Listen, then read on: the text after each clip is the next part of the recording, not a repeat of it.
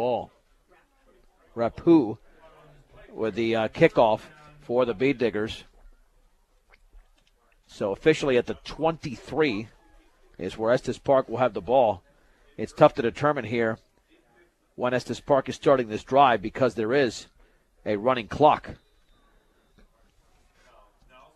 Bead Diggers have many of their starters still out there, maybe for just the first series of the second half, and that would be it. Shotgun formation for Hightower. He's got the football. He'll hand it off up the middle, and there may be a loss or back to the line of scrimmage. What a solid play as Tyler Holler got the ball, and Derek Lynch delivered a stick.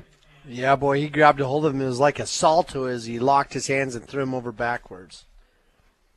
Second down and 11. The only way the clock can be stopped is with a timeout now, called by either one of these teams. Well, they'll mark it right back at the line of scrimmage, actually, at the 23. With 7:53 to go, Brush leads 41-0 under center. Is Hightower rolling to his left, looking to throw along the near sideline. The pass is caught by Keller Twig underneath, but it's a short gain of about 4 yards. 27-yard line is where they'll mark it. Bruce Melendez makes the tackle for the Bead Diggers. No matter what your loan needs, stop by High Plains Bank, 502 Central Avenue in Wiggins. Also inquire about checking and savings accounts as well as CDs at High Plains Bank in Wiggins. Hightower's 5 for 13 tonight for 13 yards. This clock does not stop. The only time it will stop is in between quarters. This game has about 20-some-odd minutes remaining, and that's it. 3rd and 6 from the 27. Hightower rolling right, setting up, taking off with the football, cutting it back to the outside and across the 30. He's short of a first down, but he breaks a tackle, and he might have gotten to the stick very close at the 33-yard line. They might have to measure. He will pick up, 5 on the play. It's short of the 33, so it's going to be 4th down and about a yard to go, less than a yard. Well, Hightower knows exactly where those sticks were at. You could tell he knew where his point was that he needed to reach, and he wasn't going to go down. It's a good thing the Diggers banded together as a team defensively and had some gang tackling. Estes Park figures, well, we'll just go for it.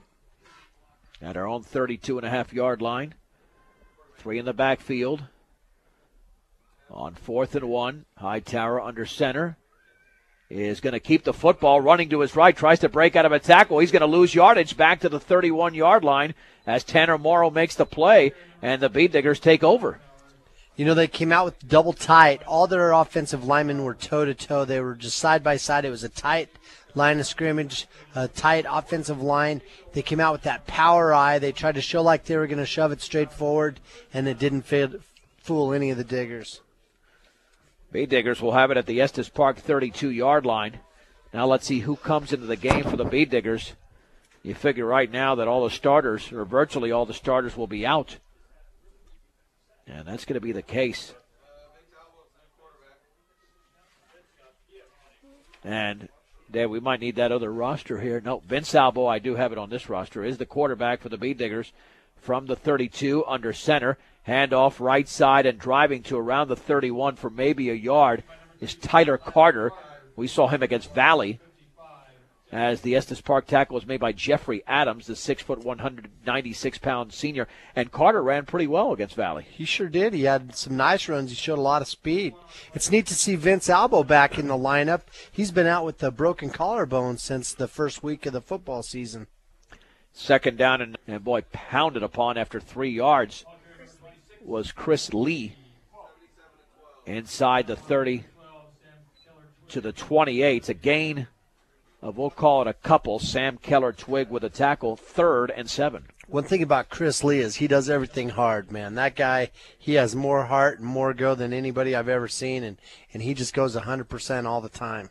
He's out of the game now after a well-deserved rest. That was a hard run, like you mentioned, and they were hitting him pretty hard in the backfield. 3rd down and 7 from the Estes Park 28-yard line. Backs are split. Albo on the bootleg left has running room to the outside of the 25, back towards the sideline to the 15, the 10 in the open field, 5. Touchdown. That's going to come back, though. There is a flag, I believe, against the Bead Diggers downfield, and it's too bad because Albo had open room. It would have been a 28-yard score. And now let's see what the call is. It is undoubtedly against Brush, but where did it occur? It'll be third down once they run this play again. And it's holding against the Bead Diggers. But even when penalties are called, it's still a running clock.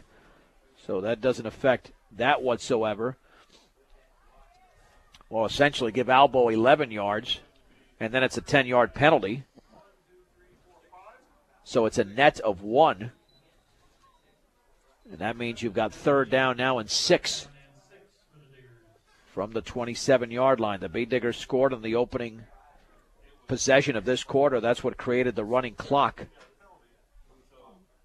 And we're under 3 minutes to go in the third. 3rd and 6 from the 27. Man in motion to the right. Albo is going to pitch it right to Chris Lee. He's got some daylight to the outside, inside the 25-yard line, down to around the 23. Oh, he's close to a first down. Sam Keller-Twigg made the tackle once again. Looks like they'll be short of a first down by about a yard. Picking up 4. And the Bead Diggers will be going for it.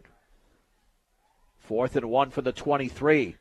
2:22 to go in the third. On 4th and 1, Albo up under center.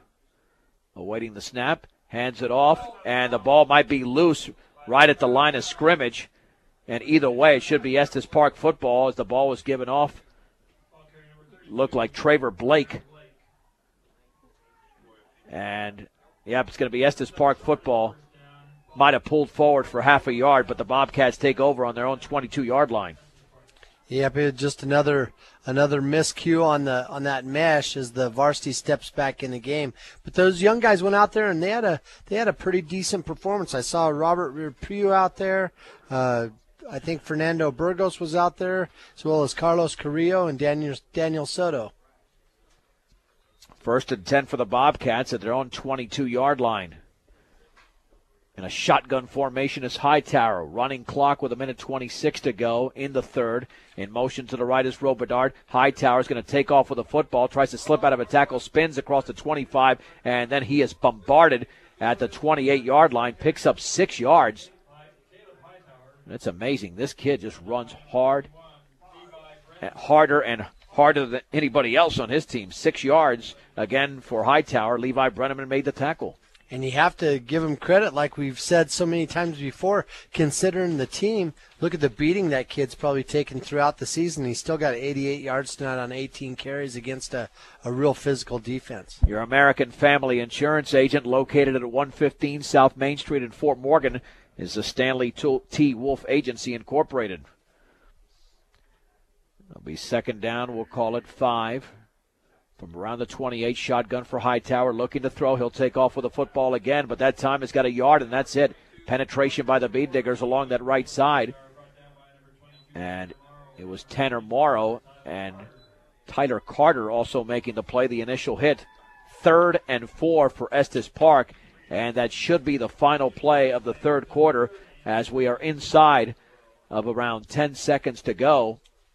As Estes Park will get up to the line of scrimmage, but I don't think they're going to be able to run the play in time. Let's see what happens. 2 seconds, 1 second. That's the end of the third quarter. With the score, Brush 41, Estes Park nothing on 1010 KSIR and KSIR.com.